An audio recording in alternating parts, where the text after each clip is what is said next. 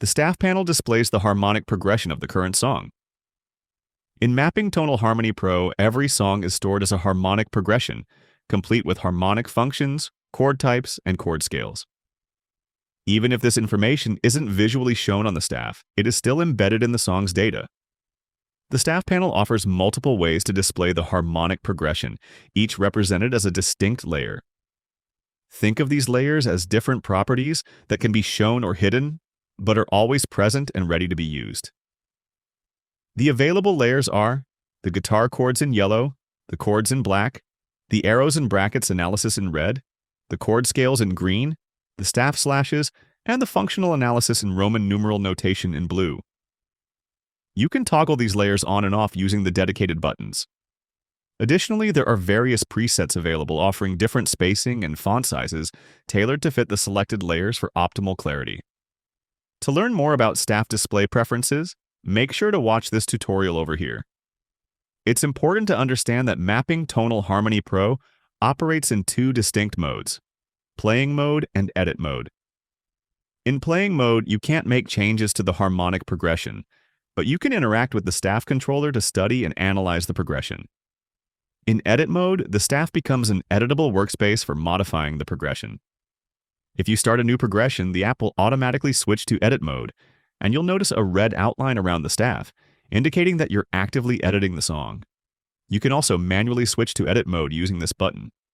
It's worth noting that songs included with the app cannot be edited directly, as they might receive updates in future versions. However, if you'd like to modify one of these songs, you can create a duplicate using this button and then edit the duplicate freely. To learn everything about edit mode, make sure to watch this tutorial located in the new progression window. Let's talk about the staff in playing mode. In this mode, you can click on any beat and the current chord will play. The staff is linked to the map, so whenever you click on a chord, the map will highlight it with a circle. A great way to study the harmony of a song is to go chord by chord sequentially through the progression. Here are two useful keyboard shortcuts: Command plus right arrow, move to the next beat in the progression; Shift plus Command plus right arrow, move to the next chord in the progression. You can also move left using the left arrow with the same key combinations. Finally, let's discuss the arrows and brackets analysis and what they represent. This method offers a powerful way to visualize and understand chord progressions by highlighting harmonic relationships and movement. Here's a great lesson that we created for our YouTube channel that dives deep into the power of this analysis. So if I just play the first 5 chords and all the things you are, the progression follows a 6-2-5-1-4 path.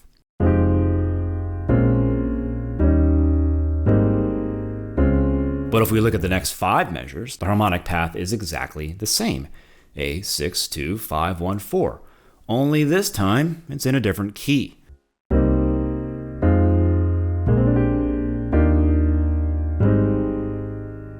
But now in version 10, we've introduced new arrows and brackets that let you see all of these harmonic moves at a glance just by looking at the arrows and brackets. Also, now you have the option to color code the chart. You can view each layer as a different color, and also change the notation of minor chords from a lowercase m to a dash. If I hide everything else, and I just show you the arrows and brackets, you can see how the harmonic path in these measures is exactly the same as the one in these measures. This is really cool because now you know the chords might be different, but the harmony is the same. Each arrow and bracket represents a specific cadence, harmonic moves that are commonly found on every song. There are 2 types of lines, solid and dashed, and 2 types of symbols, arrows and brackets. A solid bracket is a related 2-5 progression, and a solid arrow is a dominant chord that resolves a perfect 5th down. And notice that I didn't say a solid bracket is the 2-5 of the key, because it could be any 2-5, primary or secondary. Same with the solid arrow. The only important thing is that the dominant chord resolves to a chord a perfect 5th down. So here in measures 2 and 3, I know this is probably a 2-5-1. So if I put the chords back in, you can see it's a B flat minor 7 to E flat 7 to A flat major 7. A 2-5-1 in the key of A flat. And here's a 2-5-1 in the key of E flat. Look at how many of these bracket arrows there are in this song. These are two of the most important symbols. If you understand how these two symbols work, you'll understand 99% of the symbols, since the rest are just simple variations of these two. Let's change the song for a second. Let's open up My Foolish Heart. Look at how many solid bracket arrows there are in this song. But when we look at the chords, you can see these are not 2-5-1s. These are secondary 2-5-1s. This is a 2-5-1 of the 2 chord. So here, the 2 chord is acting as our target. D minor 7 to G7 flat 9 is a 2-5 of C minor 7, the 2 chord of our key. And F minor 7 to B flat 7 to E flat major 7 is a 2-5 of 4 that resolves to the 4 as expected. A solid bracket followed by a solid arrow is a 2-5 that resolves down a perfect fifth. Just look at this chain of 2-5s that resolves at the end of the A section. This is a typical turnaround progression.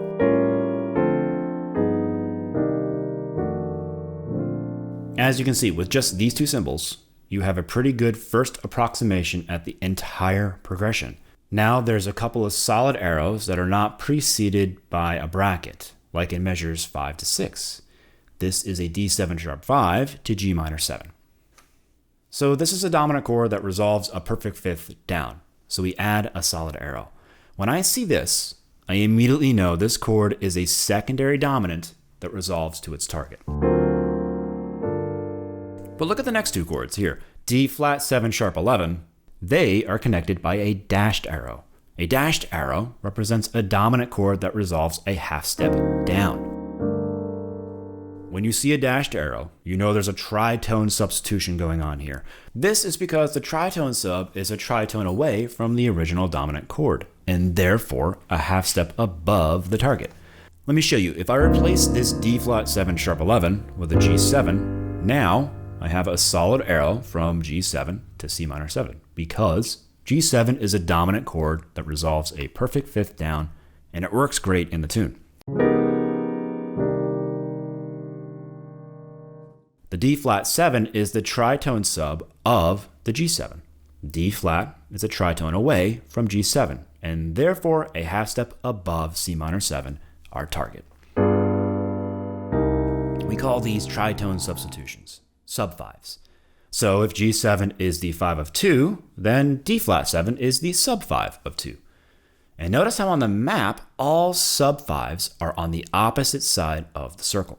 And I use these symbols to reharmonize on the fly every time I want to use this technique. Like here, instead of a solid arrow, I can think of a dashed arrow. So instead of playing a D7 to G minor 7, I would play an A flat 7 to G minor 7.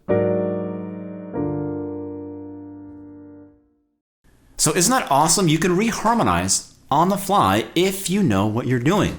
This is what all the great players do all the time. And now you have a tool to understand and practice these concepts like never before. Let me show you another cool reharm that we can do on this turnaround with all these arrows and brackets. What if I were to replace all of these dominant chords with their tritone subs? Now I have a completely new turnaround. But now all the arrows are dashed arrows because we've replaced all of the dominant chords with their tritone subs.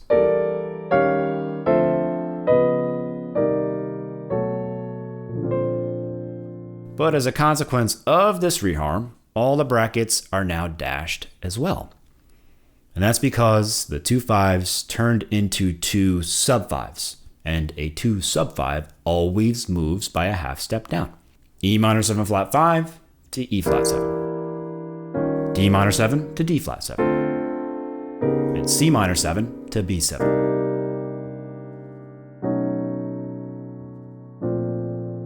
All the roots are now descending by half steps. So now you know a dash bracket is a minor 7 or a minor 7 flat 5 chord that resolves to a dominant chord a half step below.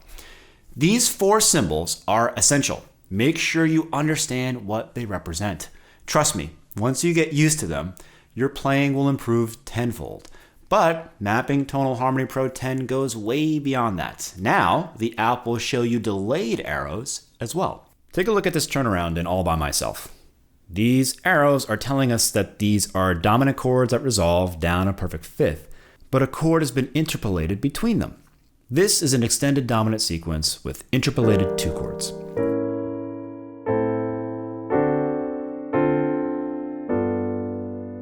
If I get rid of the related two chords, you can clearly see how these dominant chords are part of an extended dominant sequence, meaning each dominant chord resolves to another dominant chord a perfect fifth down. Extended dominant sequences are ubiquitous in jazz. But so are related two interpolations. If we interpolate the related two chord for each of these dominant chords, we make the progression much more interesting. Before the D7, I could throw in an A minor 7. And before G7, the related two is D minor 7. The extended dominant sequence is still there, as you can see, represented by these delayed solid arrows. But now, each dominant is accompanied by its related two. Look at the difference between a simple extended dominant sequence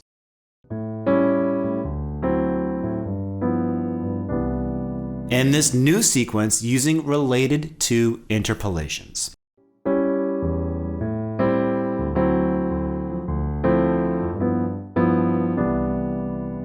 The cool thing is that now every dominant chord is followed by a minor 7 chord with the same root. And that's what the headless straight arrow is used for. A chord that turns into a minor 7 or a minor 7 flat 5 chord. A7 turns into A minor 7. D7 turns into D minor 7. So there's your new symbol, a chord that turns into a minor 7 or a minor 7 flat 5 chord.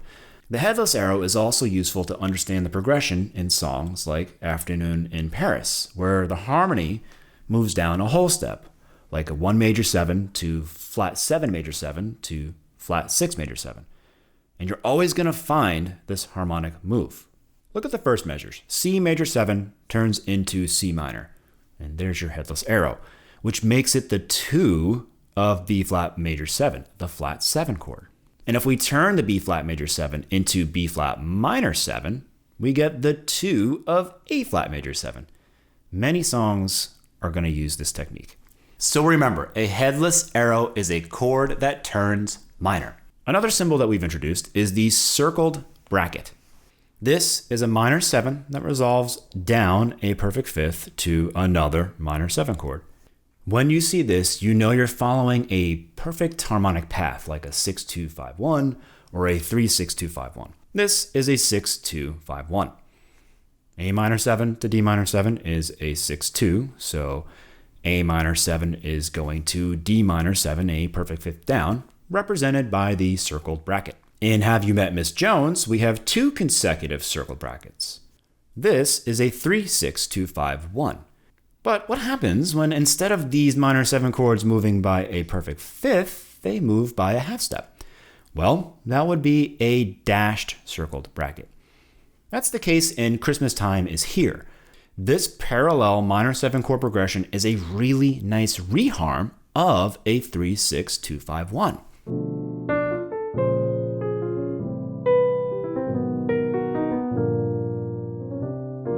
So the circled bracket uses the same concept that we used in the regular solid versus dashed arrows and brackets. Solid means perfect fifth movement in the bass, and dashed represents movement of a half step down. Another really powerful cadence in music is the backdoor progression. Like here in measure 2 of Christmas Time Is Here. When a dominant chord resolves up a whole step, we show a step arrow.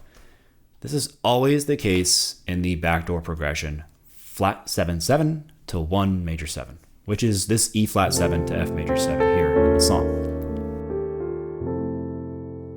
And of course, when we have a complete backdoor progression, a 4 minor to flat 7-7 to 1 major 7, we'll see a solid bracket followed by a step arrow, like here in My Foolish Heart. E flat minor 7 to A flat 7 sharp 11 to B flat major 7 is a backdoor progression in the key of B flat major. Our next symbol is the circled arrow. This is when the root of a major 7 chord moves a perfect fifth down, like in a 1-4 or a 4 to flat 7. But this bass movement is so important that we didn't limit the type of the target chord. Like again here in Christmas Time Is Here. B flat major 7 to E flat major 7 is a 1 to 4. But E flat major 7 goes to A flat 7 flat 5, which is also a root movement of a perfect fifth from a major 7 chord. For example, in Stella by Starlight, we see how we get to the flat 7/7 from the 4 chord, which allows us to have a backdoor progression, a flat 7/7 to a 1 major 7 in the next measure. And finally, there's a really common reharm in which both the dominant chord and its tritone sub are used together.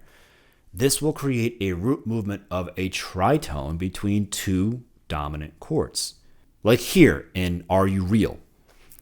Here, the G7 and D flat 7 are used together to target the C minor 7 chord. G7 is the 5 of C minor 7, and D flat 7 is the sub 5 of the chord.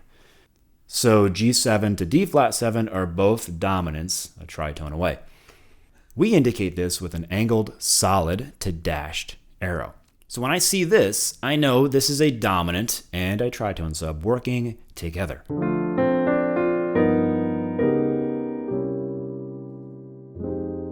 And you can use this technique anywhere that you want. For example, we can interpolate the tritone sub right here on measure 6.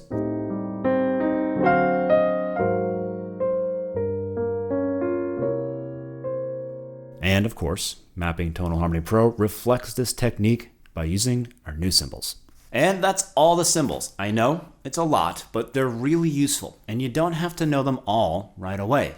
The cool thing is that in the new version of Mapping Tonal Harmony Pro, you can open any of the songs in the catalog, even the ones that you've created yourself, and you'll see all this analysis right away. Click on any of the chords to follow the progression in the map, or just play it to listen to the backing track while you view the harmonic progression happening in real time. I hope this was useful. Mapping Tonal Harmony Pro is available for macOS and on iOS for iPhone and iPad. You can visit mdex.com to learn more about the app and get your copy today. I'll see you on the next video.